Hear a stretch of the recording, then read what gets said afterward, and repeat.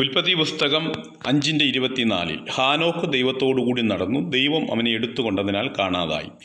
ഏദനിൽ ദൈവത്തോടുകൂടി നടന്ന മനുഷ്യൻ പാപനിമിത്തം ദൈവത്തിൽ നിന്ന് അകന്നു നടന്നു. എന്നാൽ ആ തലമുറകളിൽ ദൈവത്തോടുകൂടി നടക്കുവാൻ ഭാഗ്യം ലഭിച്ച വ്യക്തിയാണ് ഹാനോക്ക്.